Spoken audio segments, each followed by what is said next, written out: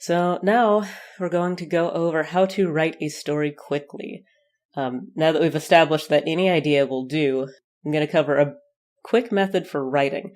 I know that it works for comics, but I haven't tried it for prose yet. So perhaps I'll try it for prose next and see if it works out the same way. The first step, unfortunately, is to have a story. And I know that's the hard part, but it doesn't have to be a fully fleshed out story. It can just be the basics. I'm going to use Woolmancy for an example, and at the time, Woolmancy was written, but it had gone through so many stages of editing that it changed a lot. So I was up to any changes that would happen. But I had the main character. She was a perfectionist weaver's assistant. I knew that she went on a journey to find a fleece. I knew there was a bad guy who, at the beginning it was a murder mystery, but there ended up not being a body. It ended up that she was just crazy, but there was a bad guy that was plotting against her. By this point, I think we had moved on to dangerous shadows lurking in the darkness, something. But I had my basic story. I kind of knew where it started, kind of knew where it ended, and the middle was, there was some kind of journey that happened in the middle. So you have a basic story idea. Then I'm a spreadsheet person, so you can open a spreadsheet. I find it easier to open a spreadsheet because I can move things around later, as I'll show you. But you can make bullets on a piece of paper if that's your style. I love writing by hand, so I will not shame you if you want to do it on a piece of paper. And you're going to write your comic using only 10 pages. Like, let's say you're in an anthology, and you're only allotted 10 pages. And yes, I mean that giant fantasy epic that you have that's supposed to span like 60 volumes, you're going to write it in 10 pages. There's even a further limitation to that. Not only will you write it in 10 pages, you're going to write Act 1 in 3 pages, Act 2 in 6 pages, and Act 1 in 1 page. So let's go over more specifically what that means. Percentages. I'm going to go over what each act means, and you don't have to use 3-act structure. This is just an easy way to think about it. You can use 5-act structure. You can use 7-act structure. You can use, there's something, 8 plot points. It doesn't matter. This is just an easy way to break it up.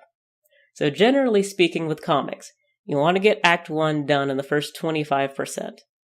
So Act 1 is establishing the main character, giving a problem in the story, and you need to have the main character decide to embark on a journey toward the goal of solving that problem. Or actually, if you want to do a twist, they don't have to be solving that problem, but they just need to decide on a goal and decide to pursue it. Act 2 should take up the bulk of your story, and that's what I struggle with a lot, because my Act 1 tends to be pretty long, setting everything up.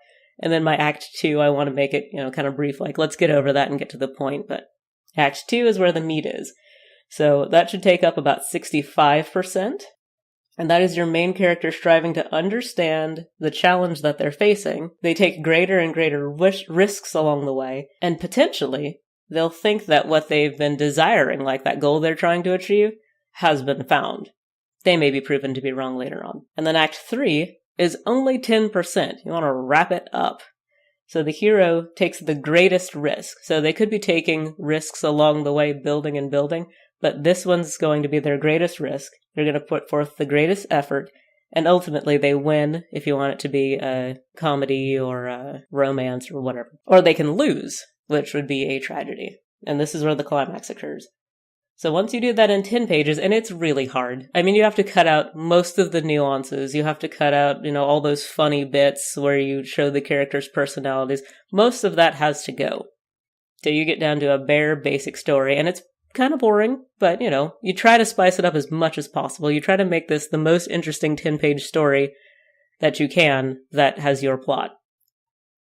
I don't remember what my 10-pager was, but it was something like Marin is the main character of Woolmancy. Marin, you get introduced to her personality with her rival. I think you get introduced to the main bad guy, and then the next page she goes on her adventure.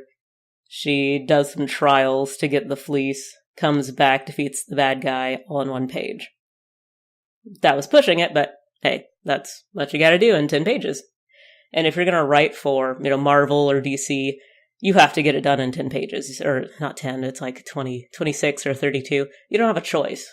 That's what they give you. You have to create in that space. Webcomic artists, most of them have forgotten this. They tend to go on and on and on. about, oh, look at this fun little moment over here, and look at this grand vista over here, and look at this thing that doesn't have anything to do with the actual main plot, but I need subplots because subplots are important. Subplots are fine. They do make interesting 1,000-page books, but they are not necessary and integral to your main plot. Main plot is what matters. So in 10 pages, you figure out your main plot. Then you take your spreadsheet and you expand it. Now you're going to tell the same story in 20 pages.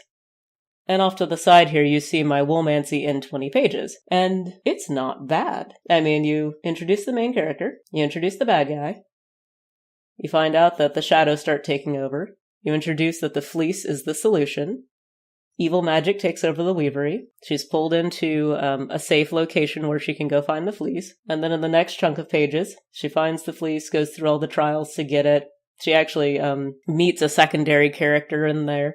And then in the last 2 pages, she returns to the weavery, asks her friends for help, they take down the monster together. That's looking pretty good. That's actually the story of Woolmancy. It gets all of the points in, and I could tell that story in 20 pages. Now, I wanted to make it more interesting. I wanted to go into her relationship with her best friend. I wanted to go into some of the deeper things that she struggled with. I wanted to build some drama, show off the scenery. So it ended up dramatically longer than that. It's about 154 pages. But I just kept expanding in steps. The next one I did was 50 pages. Then I took it out to 100 pages, keeping those same plot points, but I was just expanding them because I had more space. And then I ended up with a full set of descriptions for what happens on every single page. From there, all I had to do was add official dialogue, and I was set to go.